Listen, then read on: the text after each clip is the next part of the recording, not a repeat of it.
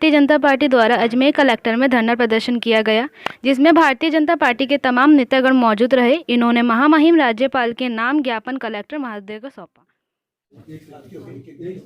मैं इसलिए किसानों को जो सबसे ज्यादा दिक्कत अभी किसानों को आ रही है, बहुत बड़ी भारी प्रॉब्लम आ रही है और बुआई का टाइम है तो 2500 रुपये कि कितना जन सैलाब उमड़ा है इस कांग्रेस के खिलाफ जन आक्रोश रैली में।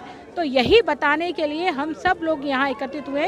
आम जन आज सिर्फ भारतीय जनता पार्टी का कार्यकर्ता नहीं है इस रैली में, आम जन इस रैली में है। इसलिए आम जन इस सरकार के खिलाफ उठ खड़ा हुआ है। अब आने वाले समय में भारतीय जनता पार्टी की निश्चित रूप से यहाँ सरकार बनने वाली है और इस सरकार को आम जनता उखाड़ फेंकेगी। जिस तरीके से मैम वो जयपुर के अंदर जो रैली की गई थी कांग्रेस द्वारा, उसमें मोदी जी पे जो हमला बोला गया था, उसके बारे में आप क्या कहना चाहिए? देखिए, मोदी जी जन नेता हैं, जन नायक हैं और जिस तरह से मोदी जी के नेतृत्व में इस राष्ट्र ने प्रगति के झंडे गाड़े हैं, चाहे रेलवे हो, चाहे हाईवे हो, चाहे हमारी सेना हो, चाहे आदमी को हाथ में काम देने की बात हो, आत्मनिर्भर भारत की बात हो, सृजनात्मक भारत की बात हो, मोदी जी ने हमारे देश का स्वाभिमान बढ़ाया है। वो राहुल गांधी जिसको भारत की संस्कृति से कोई लेना देना नहीं है, जो भारत को नहीं जानता है, वो भारत के बारे में क्या बोल सकता है, क्या सोच सकता है। वो यहाँ आकर के हिंदू और हिंदुत्व पर भाषण देके गए हैं। पर मैं ये बताना चाहती हूँ कि हिंदू और हिंदुत्व में अंतर की जो व्याख्या वो करके गए हैं ना, वो कौन से प्रकांड पंडित है जो वो व्याख्या करने का अधिकारी रखते हैं।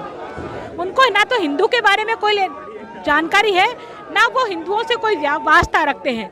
लेकिन हिंदू बहुसंख्यक समुदाय पर जो टिप्पणी करते हैं, निश्चित रूप से उस बहुसंख्यक संप्रदाय की भावनाओं पर वो ठोस पहुंचाते हैं और ये ठोस जो पहुंचाई है उन्होंने, उसको हिंदू समाज बर्दाश्त नहीं करेगा।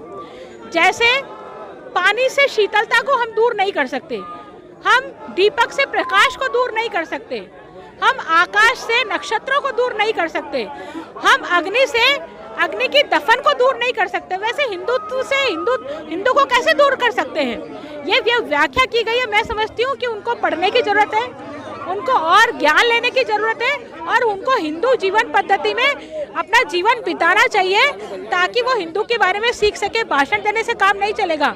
इसलिए पूरे हिंदुस्तान का बहुसंख्यक हिंदू समाज अपने आप को बहुत पीड़ित समझ रहा है राहुल गांधी के इन वक्तव्यों से, और वो हंसी का पात्र बने हैं, वो मजाक का पात्र बने हैं कि जिस व्यक्ति को खुद नहीं मालूम है वो भाषण देने चला है मंच से। तो ये बहुत ही दुर्भाग्य की बात है कांग्रेस के लिए कि ऐसे नेता, ऐसे व्यक्ति को उन्होंने अपना नेता मान रखा है। 3 साल पहले कांग्रेस की सरकार बनी और कांग्रेस के नेता राहुल गांधी ने राजस्थान की धरती पर यह वादा किया कि वो किसानों का कर्जा माफ़ करेंगे, लेकिन 3 साल से किसानों का कर्जा माफ़ नहीं हुआ। राजस्थान अपराध की दृष्टि से पहले नंबर पर है। चाहे महिलाओं के साथ बलात्कार की घटनाएं हो, चाहे दलितों पर अत्याचार की बात हो, चाहे राजस्थान में FIR दर्ज करने वाली बात हो, सबसे ज़्यादा FIR राजस्थान प्रदेश में दर्ज हुई हैं। और साथ ही साथ पहले नंबर पर राजस्थान प्रदेश है दलितों पर अत्याचार के मामले में, महिलाओं पर अत्याचार के मामले में राजस्थान पहले नंबर पर है। इसी तरह से यदि हम बेरोजगार युवकों की बात करें तो बेरोजगार युवकों को इस राहुल गांधी ने बेरोजगारी भत्ता देने की बात कही थी। आज हमारे प्रदेश में लगभग 25 लाख बेरोजगार लोग हैं। ये 25 लाख बेरोजगार लोगों को बेरोजगारी भत्ता नहीं मिल रहा है, मात्र 1 लाख लोगों को बेरोजगारी भत्ता मिल रहा है। तो ये ऊंट के मुंह में जीरा जैसा काम इस कांग्रेस की सरकार ने किया है।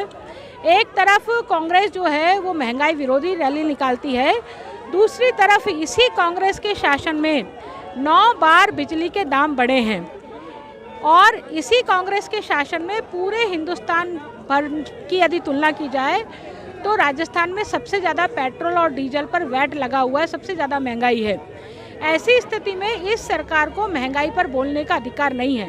एक तरफ तो जनता त्रस्त है, दूसरी तरफ ये 3 वर्षों से अशोक गहलोत सरकार के झूठे वादे, कुशासन और चारों ओर जिस तरह से भ्रष्टाचार फैला हुआ है, महंगाई से त्रस्त हैं, ऐसा जन के अंदर जो आक्रोश है उसको लेकर के भारतीय जनता पार्टी अजमेर ने आज कलेक्ट्रेट पर एक विशाल जन आक्रोश रैली का आयोजन किया है, जिसमें हज़ारों की संख्या में आज कार्यकर्ता और जनता सम्मिलित हुई है, क्योंकि इसमें महिलाओं के साथ जिस प्रकार से दुष्कर्मों में राजस्थान नंबर 1 है, महिला अत्याचारों में नंबर 1 है, नौकरियों में युवाओं को ठगा है। इन्होंने कहा था 5 लाख नौकरियां देंगे, लेकिन वो 50,000 भी नहीं दे पाए हैं। ऐसा न बेरोजगारी भत्ता दिया है। इसके साथ आज बिजली का बिल सर्वाधिक राजस्थान में है देश भर में, और वेट की दृष्टि से पेट्रोल डीजल आज सर्वाधिक महंगा राजस्थान में है। चाहे यूपी हो, चाहे हरियाणा हो, चाहे पंजाब हो, चाहे मध्य प्रदेश हो, चाहे उत्तर प्रदेश हो, सबसे 10 रुपये से 15 रुपये आज राजस्थान में ज़्यादा महंगाई इसलिए है। इसलिए महंगाई की जनक और महंगाई की जिम्मेदार जो कांग्रेस है, 12 तारीख को जयपुर में जो नौटंकी की है, वह नौटंकी उनकी फेल साबित हुई। उसके साथ राहुल गांधी का जिस तरह से भाषण हुआ, उन्होंने महंगाई को तवज्जो नहीं दी। उन्होंने केवल अपने आप को एस्टैब्लिश करना और साथ में हिंदू और हिंदुत्ववादी का एक चर्चा करके, और जिसको हिंदू कौन है वह भी खुद भी है कि नहीं है, अभी तो ये पता लगाना बहुत मुश्किल है। इसीलिए हिंदुत्ववादी तो कौन होते हैं, हिंदुत्व क्या होता है, सुप्रीम कोर्ट इसका जजमेंट दे चुकी है। उसके बाद भी यदि जो हिंदुत्ववादी नहीं है वह हिंदू हो नहीं सकता, इस प्रकार की मान्यता लिए हुए केवल जनता को अशोक गहलोत भ्रमित करने पे तुले हुए हैं, अपने कुशासन से ध्यान हटाने पे तुले हुए हैं। ऐसी सरकार को उखाड़ फेंकने के लिए हमने संकल्प लिया है। बहुत जल्दी इस सरकार को हम उखाड़ करके और जनता को राहत प्रदान करेंगे। 30 दिन तक कोरोना महामारी के अंदर जब आम जनता राहत की उम्मीद कर रही थी, तब उस कोरोना महामारी के अंदर जनता त्राहिमाम थी।